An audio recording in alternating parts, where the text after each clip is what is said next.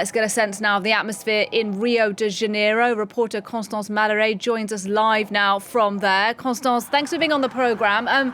It's relatively early morning where you are. Just give us a sense of the atmosphere and what's expected later on today. Yes, so early morning here in Rio. A military extravaganza is planned to take place on Copacabana Beach, starting around now. Hourly gun salutes, a naval parade, an air show. No extravagance has been spared. But the big part of the show will take place this afternoon when thousands of supporters of Bolsonaro are expected to arrive on Copacabana Beach by motorbike.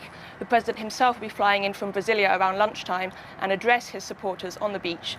He's expected to be surrounded by some key figures such as evangelical pastor Silas Malafaia. All of this part of his attempt to show that he has support on the streets, even if the polls say otherwise.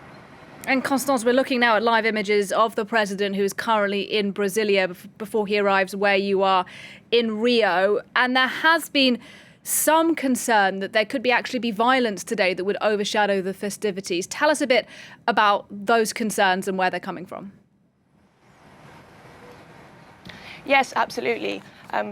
Loosening access to guns has been a big part of Bolsonaro's agenda. He and his supporters have engaged in very aggressive rhetoric. Just 2 days ago, one of his sons made a literal call to arms on Twitter, suggesting that anyone with a legal weapon should become a Bolsonaro volunteer. And so there are real concerns around political violence.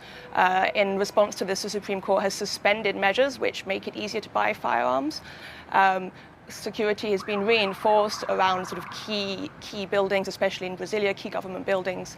But there's no way of knowing right now whether the protests will turn violent or not. It depends on whether Bolsonaro opts for a more radical speech to his supporters or, on the contrary, goes for a more conciliatory option. All right, well, we'll see what happens during the course of the day, though. For now, thank you very much indeed. Constance Malleret talking to us there live from Rio de Janeiro.